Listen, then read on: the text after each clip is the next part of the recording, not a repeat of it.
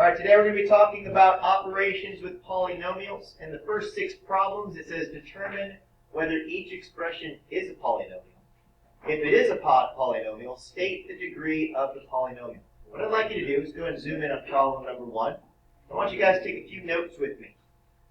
I want you to right now to understand that this term right here, this particular term, this is a monomial. This is a monomial. And this is a monomial as well. Okay? This has a term of 5 and a term that's x to the power of 3 or x cubed. Everything is being multiplied together. That is a monomial. It is one number. Okay, mono meaning one, nomial meaning number. That is one number. This right here is considered to be one number. This right here is also considered to be one number. We have 3 monomials, distinctly different. They're being added to each other. Okay? Together, they're considered to be a polynomial. All right? Technically, we have 3 of them. You could call it a trinomial because there's 3 different numbers. If we have 2 different numbers, yeah, like a plus b, that's considered to be a binomial. But it's still a polynomial. It's more than one. Okay? All right? Now, how do we know whether it's a polynomial? Well, you got to have more than one. All 3 of these are monomials. And together they're being added. So yes, this is a polynomial. So the first part of the question was, is it a polynomial? Well, that answer is yes, it is a polynomial.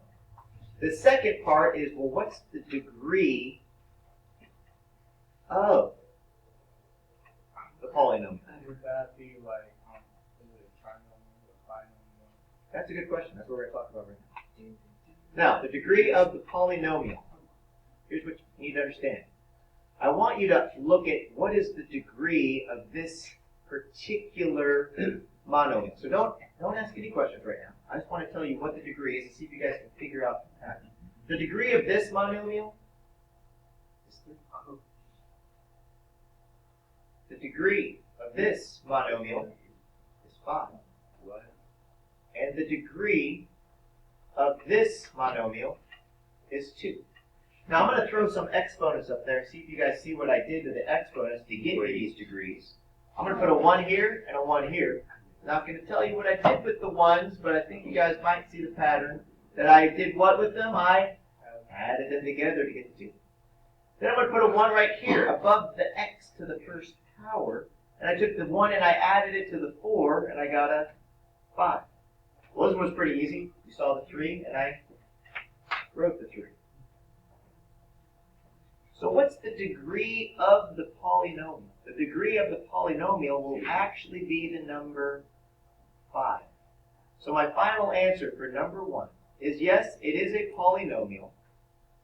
And the degree of that polynomial is 5. Now, how in the world did I get the number 5? Let me explain it to you. You scan the degrees of all the little monomials, and you find the one that's the biggest.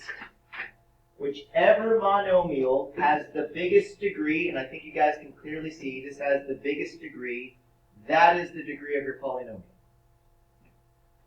Now you may have a question of, well, what's the difference between what is considered to be a monomial and what's considered to be, we'll call it, not a monomial? All right? So there's rules for monomials, and there's rules for things that aren't monomials. Here are the rules for monomials. It just has to be one number, like the number 5. That's a monomial. You could say the number x, which is, I know it's a letter x, but it represents a number that we don't know. That's a monomial. Well, guess what? X times y is also a monomial. All right? Because the product of x and y gets you how many answers? 1. The product of x and y. If I said 5x squared y to the 5th, technically if I knew what x is and y is, all right, I'm going to plug it in and that's going to give me one number. Something that would not be a monomial would be 5 plus x. These are two distinctly different numbers. That is not a monomial. This would consider to be a binomial. So that's a binomial. It's not a monomial. Okay? How about this? What if I said a half of x, y, z? Technically, when you multiply everything together, that's still just one number. These are all just one number. I'll give you one more example of something that's a monomial. If I said x times the square root of 5. Technically, all I'm doing is multiplying the square root of 5, or radical 5 times x. That's also considered to be a monomial. Now let me give you things that are not considered to be monomials. Anytime you have a variable in the denominator, that is not considered to be a monomial. Anytime you have a variable that has a negative exponent like this, that's also like saying 1 to x to the third. That is considered not to be a monomial. And last but not least, anytime you have a variable inside of some radical, that's also considered not to be a monomial. So let's think about the rules for no. Nothing in the denominator, no variables in the denominator, no negative exponents, and no variables inside of a radical. Those are the scenarios, and if you're adding, obviously, two different numbers. Okay? So those are the rules. So if any of these happen within a problem, then your answer is going to be no, it's not a polynomial. Because what's a polynomial?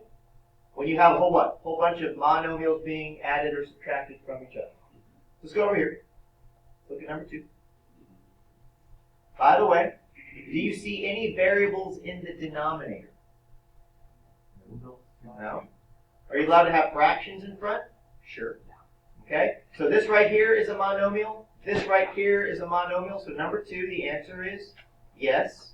This is a polynomial. It's a binomial, but it's also considered to be a polynomial. And by the way, what do you guys think the degree would be in this one? Go ahead, Raymond. Would it be 8? It is 8 because this is the highest degree. All right. Now, what would the degree of this one, Mr. Lewis, be by itself? This degree is 2. This degree is 8, and we have to find the highest one. So this is a polynomial, and it has a degree of 8. The last one we're going to do together, and you guys can figure out the rest on your own, is problem number 3. Do you see any potential problems with problem number 3? Variables in the denominator. I think what he said was there's variables in the denominator in a horrible French accent. But right here, there are variables in the denominator, so this is a really, really difficult answer. No. Because first of all, it says determine whether it is or is not. If it is, find the degree. If it's not, just write the answer no. That's all you have to do. All right, and the rest of the problems, we got to make sure you guys know how to simplify. We're going to start off with a really easy problem, and you guys should know how to do this. Right now, I have a negative 6n, and I'm going to combine that with a negative 3n. I'm going to take a negative 13n squared, and I'm going to combine that with a positive 9n squared. You guys have heard of like terms before. You can only add or subtract like terms from each other. So when you combine a negative 6n and a negative 3n, you should get a total of negative 9n. When you add a negative 13n squared and you add a positive 9n squared, that's going to yield you a negative 4n squared. Now, this is not in descending order. This is actually considered to be in ascending order. So usually you see all of your answers, not all the time, but usually you see them in descending order. If you're wondering what descending order is, look at the power. If it goes from a 2 down to a 1, those numbers are going down, referring to descending order. All right, we're going to go over some basic rules real quick. If you take an n and you add it to an n, you're going to get a total of 2n's. If you have a number and you subtract that exact same number, you're going to get a whole lot of nothing. If you take a number and you multiply it to the exact same number, that number is considered to be squared. And if you take any number and divide it by itself, that number is a 1. That's basically what we're going to be working on, is how do we combine numbers together correctly. Okay? All right, so let's go on and move on to problem number 9. Right now in problem number 9, what we have to do is we're going to have to take 2x squared, and we have to distribute it into all of these other monomials that we have here. All right? So right now, what do we have? We have a 2x squared, and what do we got to multiply it by? An x squared, and what does that yield us? 2x to the 4th. Good. Now, the next thing we have is we have a 2x squared, and we have to multiply it to an xy. What is that? 2 x cubed y. There we go. And last but not least, we have to take a 2x squared and multiply it to a negative 2y squared. So 2x squared. Multiply it to a negative 2y squared. And that gives us a negative 4. How do I multiply an x squared times a y squared? What do? You just stick them together. Yeah. Silly. X squared, y squared. So our final answer, everybody, in descending order is 2x to the 4th plus 2x cubed y minus 4x squared y squared. And you're done. Pretty tasty. Number 11. You need to understand, number 11 equals y minus 8 times y minus 8. Now there's a fast way of doing this. So we're going to do the fast way and then we're going to do the FOIL method. Okay, here's the fast way. You know you're going to have a y squared. What's negative 8 plus negative 8? Negative 16. What's negative 8 times negative 8? Positive 64. There you go. You're done. So here's a little rule. Ready? How did we get the negative 16? We took the negative 8 and we added a negative 8 and got a negative 16. We took a negative 8 and we multiplied the negative 8 to get the very final number. Okay? Now, the next one we're going to do is we're going to practice the FOIL method. All right? The FOIL method is something you should know how to do. Right now, we're going to write first outside, inside, and last. I'm going to color code this. So you have a method to solve for these two binomials that are being multiplied. We're going to start with the first terms. And by the way, I realize you guys are writing fast right now. But the good thing about it, if you're watching this at home, you can pause me anytime you like. You can mute me anytime you like. The first terms are 5x times 5x, which gets me a 25x squared. The outside terms are a 5x times a what? Negative 4w. And when you multiply those together, that's going to get you a negative 20. We'll just call it wx. Now, those are the outside terms because these are the numbers that are on the outside. These are considered to be your inside terms. Your inside terms are a 4w and a 5x, which actually gives you a positive 20wx.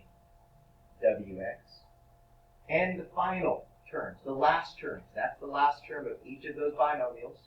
You multiply those together, and that gives you a 4w times a negative 4w, and that gives you negative 16w squared. What you guys notice happens right here? They cancel out, right? So your final answer, everybody, is 25x squared minus 16w squared. That's your final answer.